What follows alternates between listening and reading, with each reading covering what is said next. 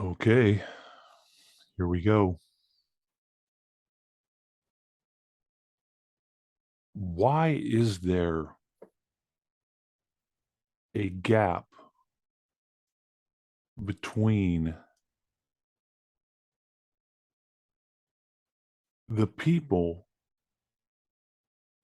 and leaders, the people and rulers, the people and officials? Why is there a gap?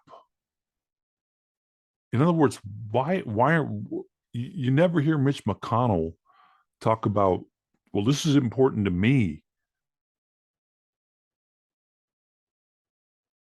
He always says, this is important to voters. Like he's not a voter. There's always a difference between Nancy Pelosi and who's she's over, who she's representing. She's not a voter. She's not a consumer. She doesn't consider herself that. Why is there a gap between her and any one of these people in the street?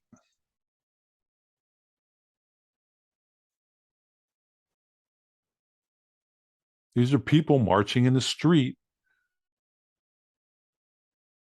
protesting or saying, we don't like what you're saying. We don't like what you're doing. So where does the gap come from where she can say something and you have to listen? Where does the gap come from where these people like her, where people like her are making decisions for you, where you, as a human being, can't make your own decisions?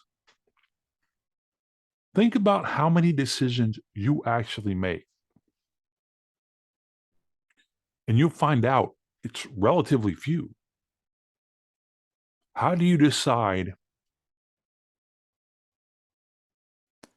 if you want to wear your seatbelt? This was a big deal when people like her and people like Nancy Pelosi in Congress and people like Mitch McConnell made it a law that said you have to wear your seatbelt.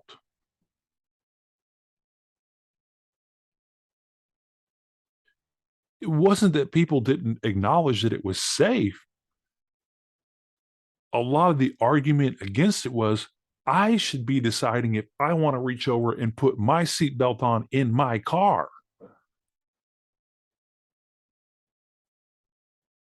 And guess what happened? You don't get to make that decision anymore. People who call themselves lawmakers made the decision for you. People who call themselves Congress people made the decision for you. People who call themselves officials made the decision for you. So when you get in your car, how do you decide if you want to put on your seatbelt? You don't. It's already been decided for you. You have to wear it. When you pull your car out of your driveway, how do you decide how fast you want to go on the street? You don't. It's already been decided for you. There's a speed limit. When you approach an intersection, how do you decide how to go through it? You don't. You have to look at the stoplight. You have to look at signs.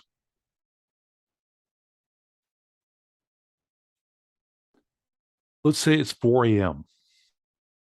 You live in a town of 4,000 people. There's an intersection going out of town, not even in town, out of town, that has a four-way stops to it. And you can see for miles in any direction. And there's a full moon that night. So you're driving approaching this stop sign, you can see miles in every direction. There's not one car on the road besides you. Not one car within miles as you approach a four-way stop. How do you decide what you want to do? You don't. You don't decide because most people could make a competent decision that there's nobody here. This is an intersection. Nobody's coming in any direction. I can proceed. You don't get to make that decision. You stop your car there because someone else has made the decision for you. A lawmaker like her, a person who told you stop here. And then they have a whole network of people that are working with them to make sure you do it. And the number one force that separates you from her is a violent individual.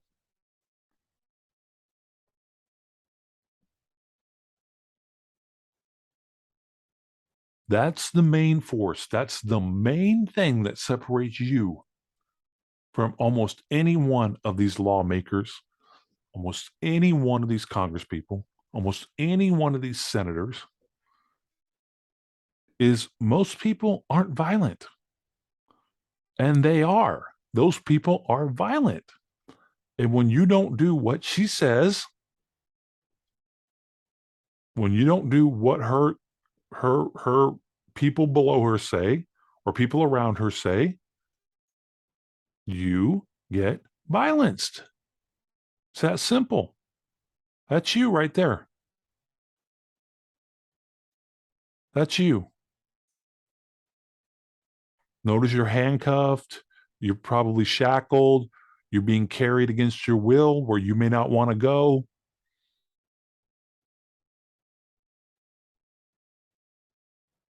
That's you. So the difference between the gap here is created by the fact that certain people have been violently oppressing other people for about 40,000 years. Started about 40,000 years ago. And it started with the destruction, total annihilation of Neanderthal man. When Homo sapien came into the region where Neanderthal lived in Europe, what we call Europe nowadays, they destroyed Neanderthal. Neanderthal was one of the strongest, one of the smartest, one of the most resilient creatures that of human form that have lived on the planet. And they died out when they met Homo sapien. They died. And scientists will say, well, we don't know how they died out. I know how they died out. They got violently killed. They got violently taken over. They got violently destroyed by Homo sapien.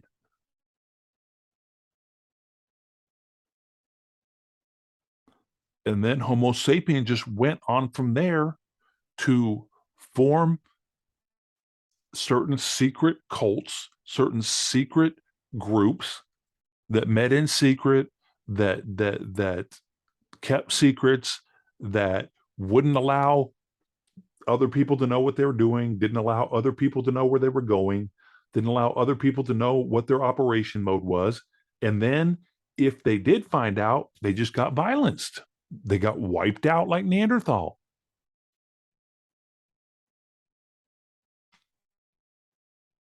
They got killed. This is why I call the cult that's up here the Black Death cult, because they will kill you and they will use violence against you. And they've been doing it for thousands and thousands and thousands of years. Think about almost every documentary you watch on the History Channel is about some violent leader. Genghis Khan, violent leader.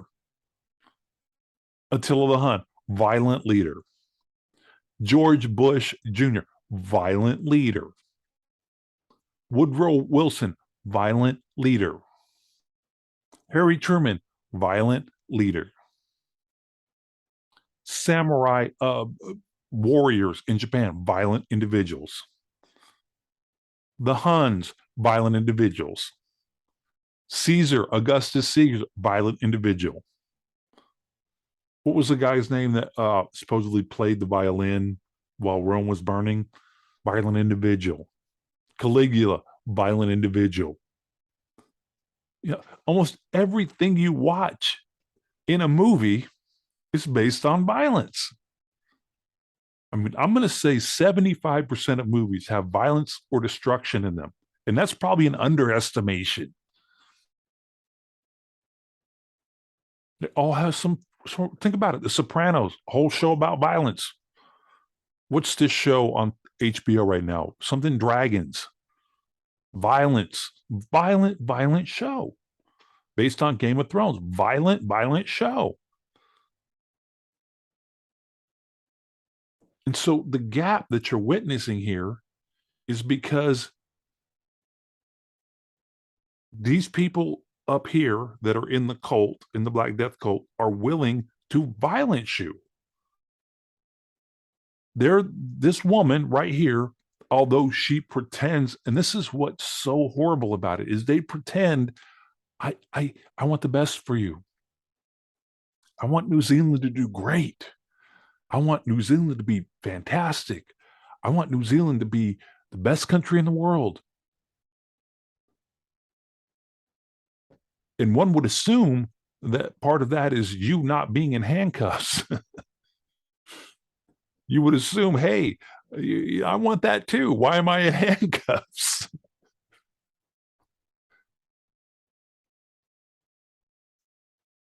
She's pretending to be a leader. She's pretending to be someone nice. She's pretending to be someone who's going to help you. She's pretending to be someone who wants the best for you, but she's a violent individual who will call out thugs to hurt you.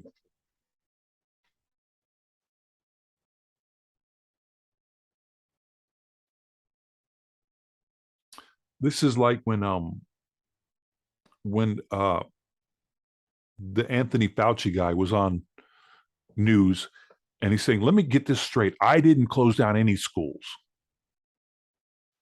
So she could literally say, oh, I didn't violence anybody. Yeah, but you ordered these guys to do it and they listened to you. Why? Why would these guys listen to this person? Because it's a cult. They're in the cult together. The cult, all they do is listen to each other. All they do is back each other. All they do is help each other. All they do is build each other up while you're getting stepped on, while you're getting left out of the loop, while you're getting left serving them drinks at their meeting, while you're getting left behind. They're doing everything.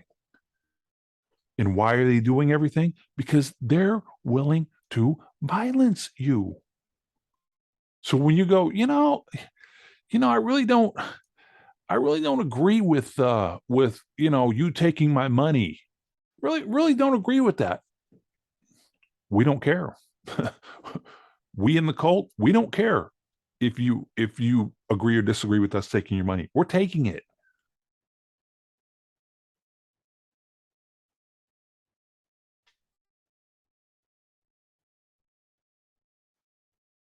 So there is a gap here between the people and leaders, the people and lawmakers, the people and officials.